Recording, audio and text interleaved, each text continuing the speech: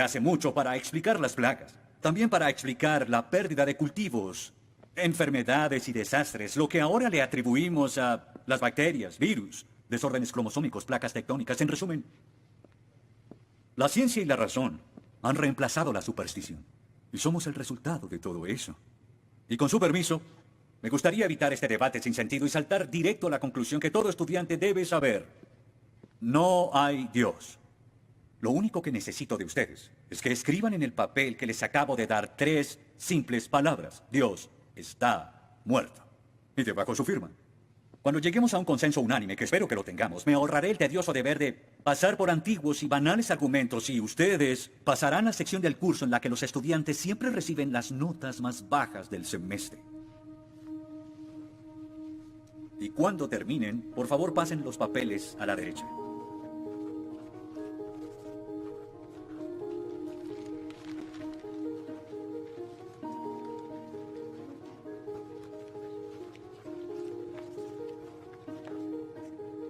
Gracias.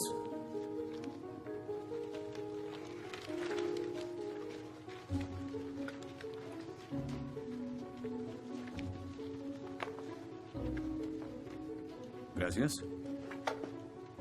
Oh, una D minúscula. Esto debería tener crédito extra. Gracias. Disculpe, señor Wheaton. George Wheaton. Señor Wheaton, ¿le pasa algo? No puedo hacer esto. No puedo hacer lo que pide, soy cristiano. No, no se preocupe, aún puede regresar a su dormitorio, arrodillarse y llorar al lado de su cama si quiere. Lo que haga con su vida es su problema, pero lo que haga aquí en la clase es el mío. Yo no puedo. Muy bien, señor Wheaton. Déjeme explicarle la alternativa. Si no puede admitir que Dios está muerto para el propósito de esta clase, entonces tendrá que defender la antítesis de que Dios no está muerto y será enfrente de la clase, en el atril. Y si falla, que de hecho lo hará, perderá esta sección que equivale al 30% de la nota final de este curso. ¿Lo acepta?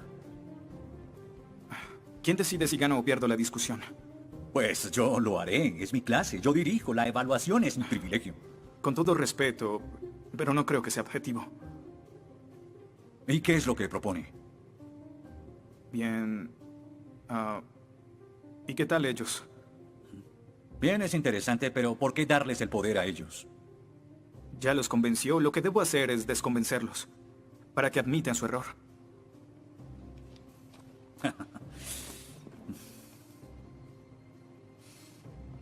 Bien. Señor Wheaton, tendrá 3 sesiones los últimos 20 minutos de las próximas 3 clases para que exponga su punto. Le prometo que haré las menores interrupciones posibles. Puede pedir lo que quiera en la clase, pero no le daré más tiempo. Claro, será responsable con las otras tareas de la clase, pero puede cambiar de opinión y traer la hoja firmada. La próxima clase y seguiremos como si nada hubiera pasado.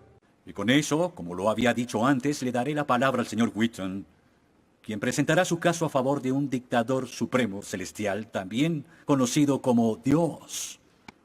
Señor Wheaton, ¿está listo? El atrio es suyo.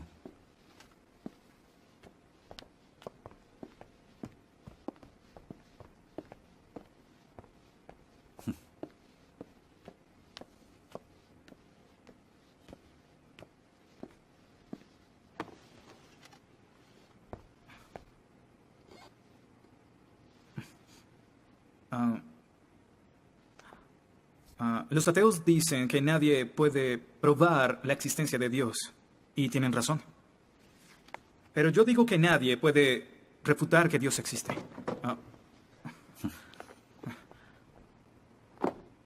Pero la única forma de debatir este asunto es observando la evidencia disponible. Y es lo que vamos a hacer. Pondremos a Dios en un juicio, con el profesor Radisson como fiscal y yo como el abogado defensor, y ustedes como el jurado. La mayoría de cosmólogos están de acuerdo con que el universo empezó hace 13.7 billones de años en un evento conocido como la Gran Explosión. Ahora, analicemos la descripción del físico ganador del premio Nobel, Steven Weinberg, de cómo habría sido la Gran Explosión y, ya que él es ateo, podemos estar seguros de que no hay ninguna inclinación religiosa en su descripción. Al principio, hubo una explosión y en 3 minutos, 98% de la materia que hay o habrá se produjo. El universo apareció. Por 2500 años, la mayoría de científicos estuvieron de acuerdo con Aristóteles, con la idea de que el universo siempre ha existido sin inicio o final. Pero la Biblia no está de acuerdo. En 1920, el astrónomo belga Georges Lemaitre, teísta, que de hecho... ¿Qué es un teísta? Un teísta es alguien que cree en la existencia de Dios. Dijo que todo el universo saltó a la existencia en un billonésimo de segundo. De la nada, en un inimaginable destello de luz. Así es como esperaría que el universo respondiera si Dios hubiera dado la instrucción en Génesis 1:3 que exista la luz. En otras palabras, el origen del universo apareció como se esperaría después de leer Génesis y por 2500 años. La Biblia tiene razón y la ciencia está equivocada.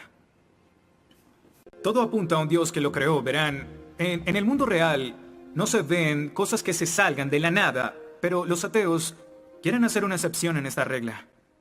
Específicamente en el universo y... Pero en su libro El espejismo de Dios, Richard Dawkins dice que si me dices que Dios creó el universo, entonces tengo el derecho a preguntar quién creó a Dios. La pregunta de Dawkins solo tiene sentido en términos de un Dios que ha sido creado. No tiene sentido en términos de un Dios no creado. ¿Qué es la clase de Dios en el que creen? Incluso dejando a Dios fuera de la ecuación, tengo el derecho de devolverle la pregunta al señor Dawkins y decir, si el universo te creó, ¿quién creó el universo? Ven, tanto teístas como ateos están agobiados por contestar la misma pregunta de cómo iniciaron las cosas. Lo que espero que entiendan de esto es que no hay que cometer suicidio intelectual para creer en un creador tras la creación, y en la medida que descarten a Dios, se verán obligados a encontrar una increíble explicación de cómo las cosas iniciaron. Me imagino que estás satisfecho con tu presentación. Veo que astutamente evadiste el hecho de que Stephen Hawking, el científico más famoso del mundo y no es teísta, recientemente estuvo a favor de un universo autodiseñado. No lo evadí, Simplemente no lo sabías. Bien, veamos lo que el profesor Hawking, profesor lucasiano de física de Cambridge, quien ahora ocupa la silla usada por Sir Isaac Newton, tiene que decir sobre el origen del universo. Y cito, ya que hay una ley como la gravedad, el universo puede y se creará de la nada. Creación espontánea es la razón, hay algo en lugar de nada. Por eso es que el universo existe, nosotros existimos. No es necesario invocar a Dios para tener al universo en movimiento. Final de la cita. Nunca ibas a mencionar su comentario, pero su opinión se mantiene. ¿Qué respondes?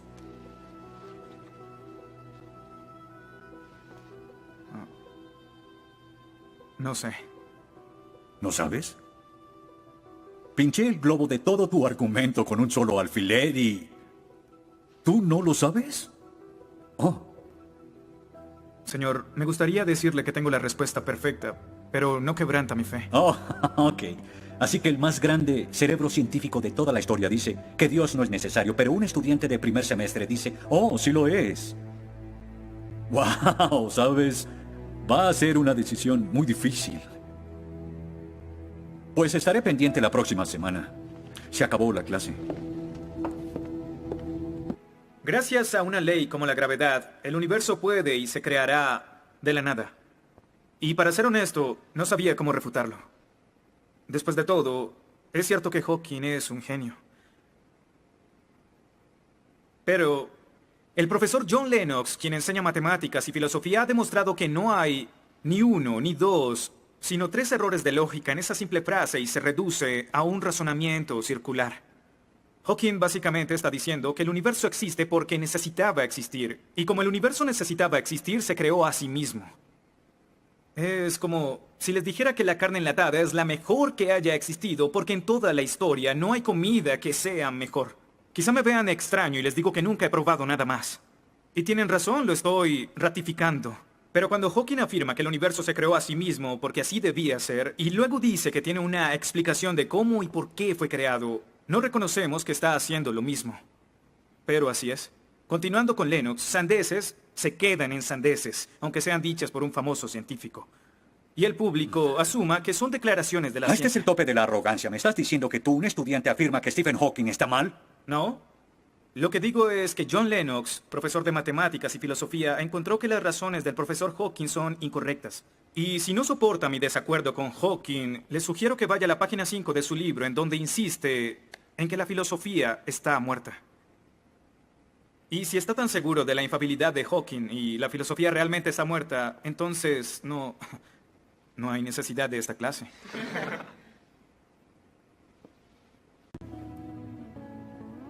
Damas y caballeros del jurado, desde hace 150 años los darwinistas han dicho que Dios es innecesario para explicar la existencia del hombre y que la evolución reemplaza a Dios. Pero la evolución solo nos dice lo que sucede una vez que se tiene vida.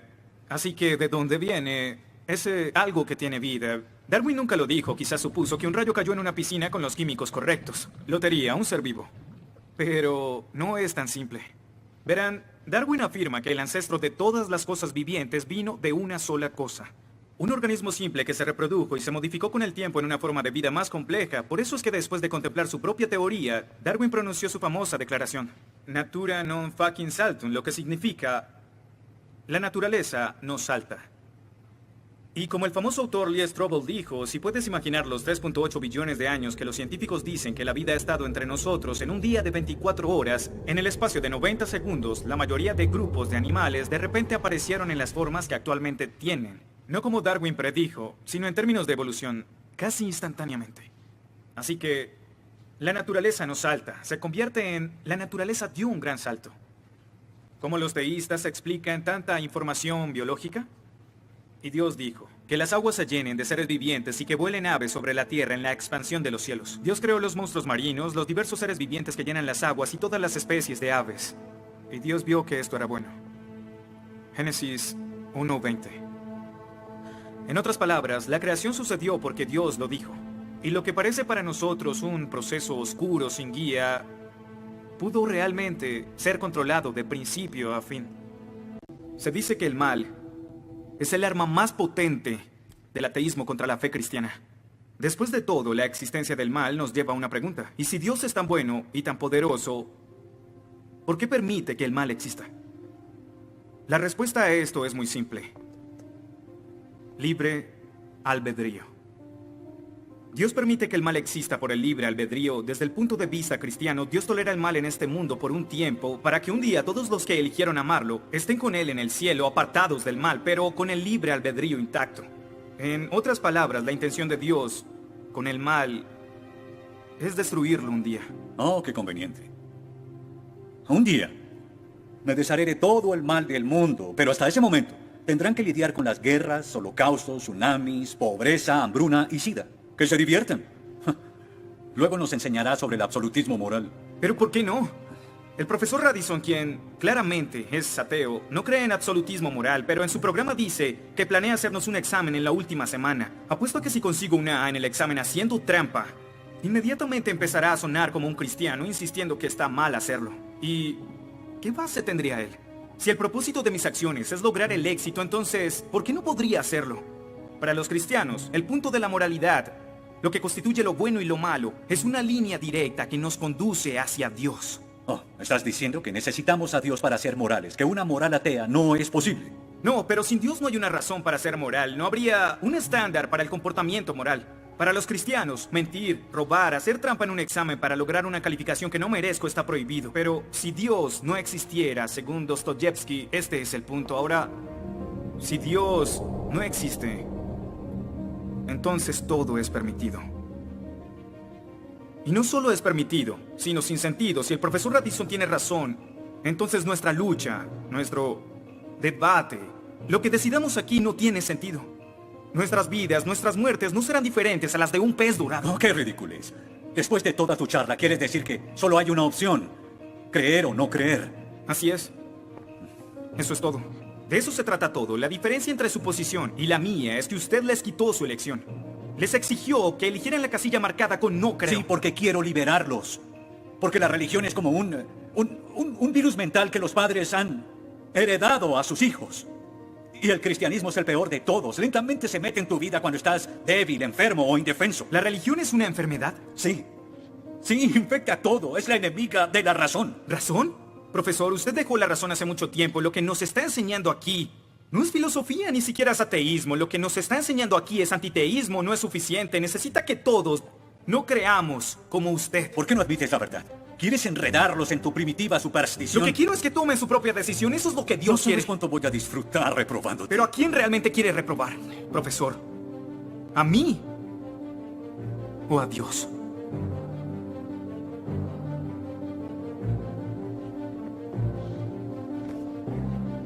¿Odia a Dios?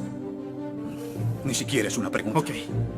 ¿Por qué odia a Dios? Esto es ridículo. ¿Por qué odia a Dios? Responda la pregunta.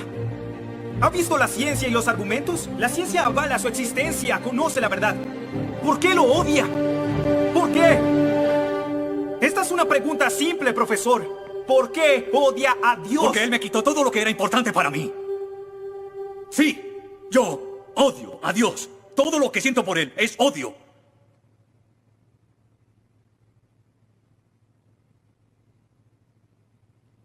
¿Cómo puede odiar a Dios si no existe?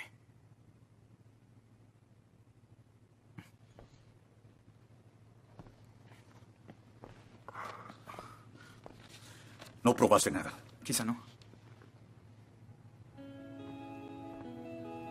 Ellos deben elegir.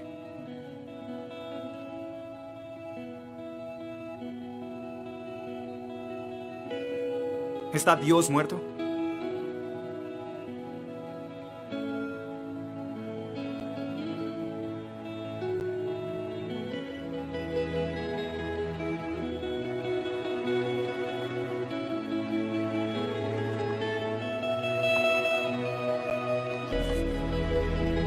Dios no está muerto. Dios no está muerto. Dios no está muerto. Dios no está muerto. Dios no está muerto. Dios no está muerto. Dios no está muerto. Dios no está muerto. Dios no está muerto.